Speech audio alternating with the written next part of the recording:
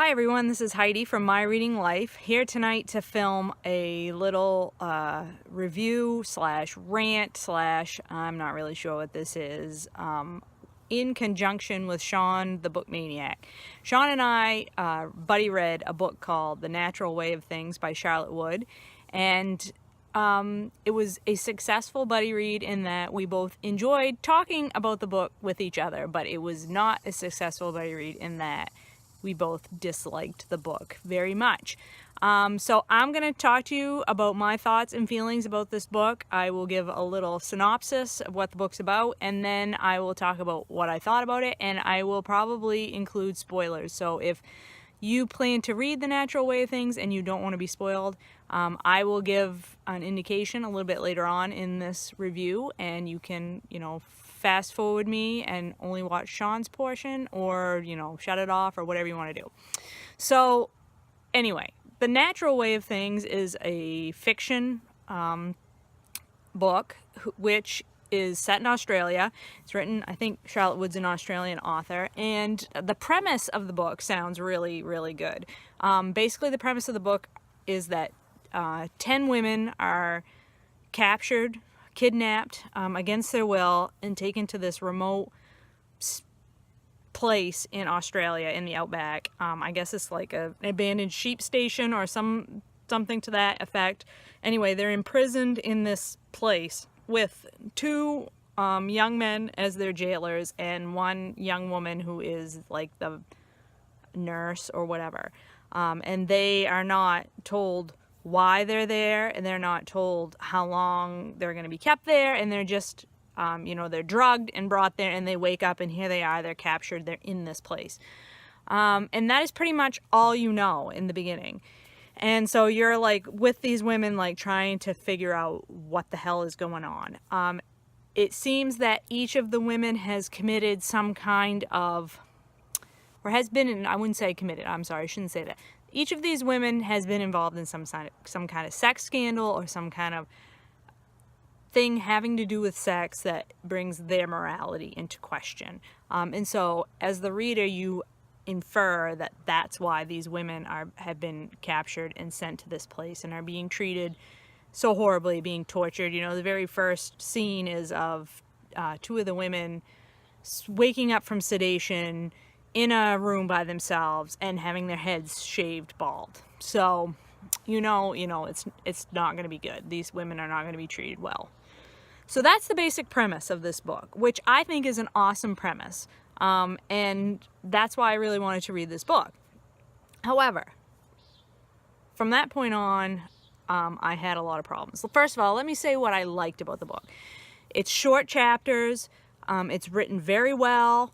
The narrative flows really well. It's compulsive. You want to keep reading. You want to know what's going on. You want to find out what's going to happen to these women. You really want to find out why these women have been put in this situation, who's behind it all, what's the context for why these women are in this place. So that's the good. The bad. And some of this is going to get into spoiler territory, so if you don't want to be spoiled for any more than that about this book, I would suggest you fast forward through the rest of me talking, because I'm probably going to tell you things that you don't want to know. But for the rest of you that want to be here, here we go. So these women, these 10 women, are placed together in this place. It's clear right from the beginning that, you can't escape because there's an electric fence all around the compound, so they can't get out.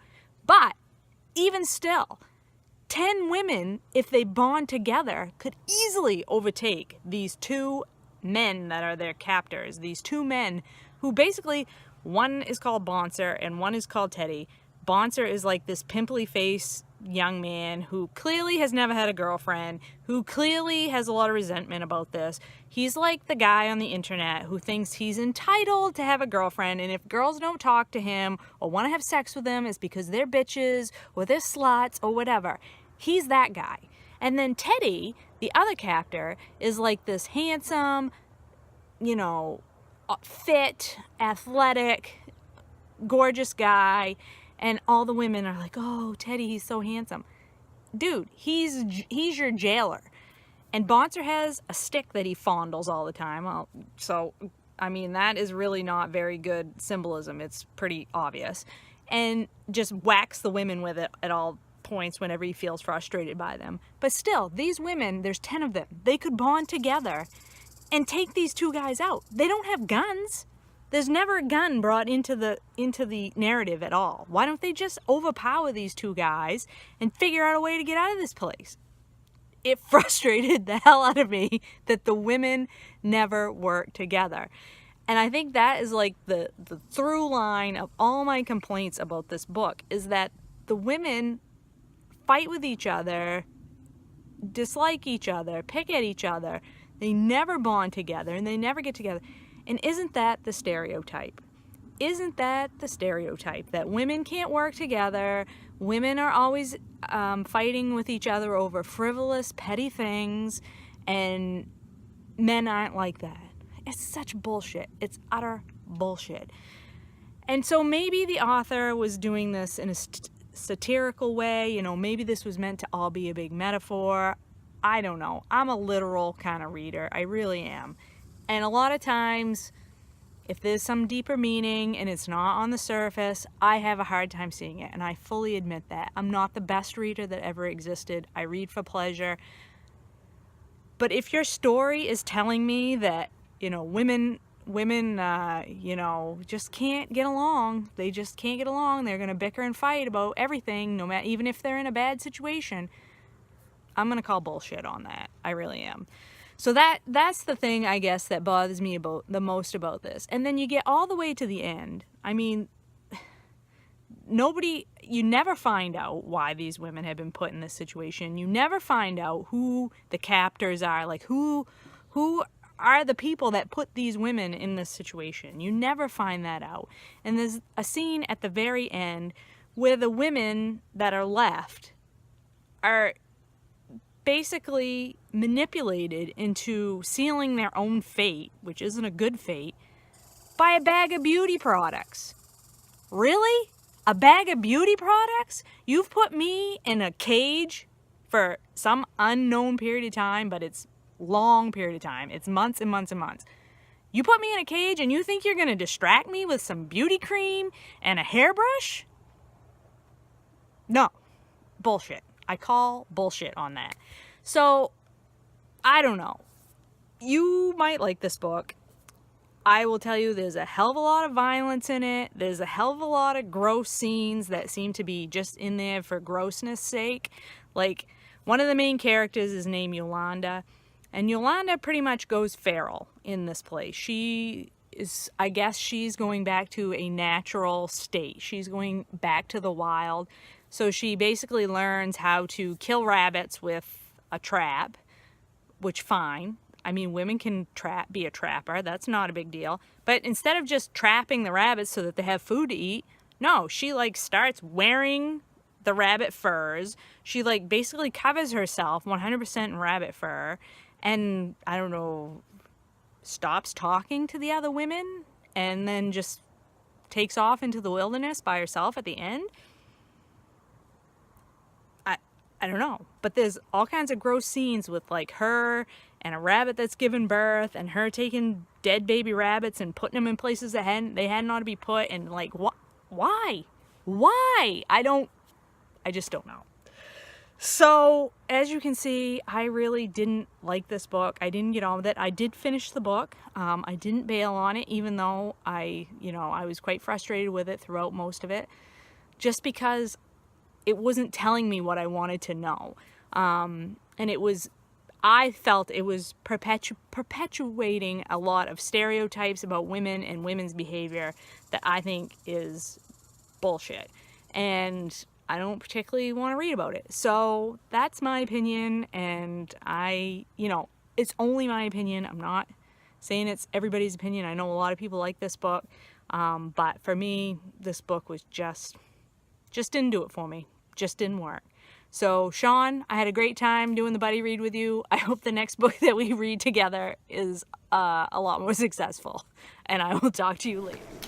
Hey, well, I don't actually have too much to add to Heidi's hate review of this book, except to say that maybe I hated it even more. I bailed, but I think I read about 2/3 of it. And I got so disgusted by it that I just couldn't continue.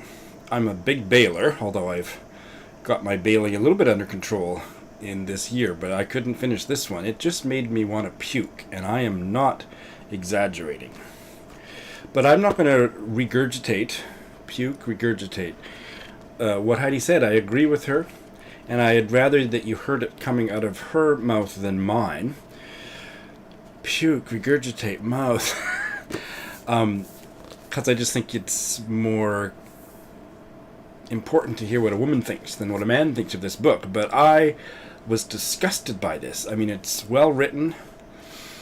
It started out really good, but I just thought it was a petty, small, infuriating story. What was the point of this? I didn't really catch on until Heidi checked in with me after we had both read the first section, how low the level of security was at this quote-unquote prison where these 10 women were kept. And then I realized, yes, there's one baton. There's the electrified fence around the compound, but there's 3 captors, 2 men and a woman, and one freaking baton. And when I realized that and started section 2, by the halfway point of section 2, I couldn't stand it anymore. That these 10 women would not see that they could easily overpower. And not only was there only 3 captors, they were stupid, ridiculous people. It was like they were being guarded by the 3 Stooges. I'm serious. I mean, they just were stupid. So what is the message? I mean, I'm not a didactic reader, but it was just making me so angry. Why are you making me read a novel that's about misogyny and causing me to get angry with the captives? Because the captors were laughable, and it would have taken 10 minutes for them to overpower them, tie them up, kill them, whatever, dupe, and then they couldn't get out of the electrified fence, perhaps. Okay. But they could have stopped the violence. One baton, 10 women, and all the women wanted to talk about was gossip about each other, and like, what's the message? Yeah, so what Heidi said, and I'm not going to regurgitate it anymore, because I'm just going to get myself upset. There are other readings of this novel. Britta Bowler in particular thought it was a really great novel, and I'm going to link to her review for another perspective. She and I just simply disagree on this one. To me, this is, I compare this to dystopian novels I've read, and I'm not sure that this was a dystopia. It read like a realistic novel to me, with there was mildly dystopic elements. It seemed like there might have been some kind of pandemic, as I think Heidi said. There was a larger, mysterious, nefarious organization at work that was capturing these women and bringing them to the compound. Definitely. But once they got there, it was just the 3 people, and there was no reason that I could see. And if the message is that misogyny is such a globe, all-encompassing ideology that is instilled so deeply into women's brains that they can't use their brains to get out of a bad situation, or at least to make a bad situation better, I fucking hate that message, so I couldn't finish the book. Heidi and I read this, and I couldn't even read it all the way to the end. There was nothing natural about it.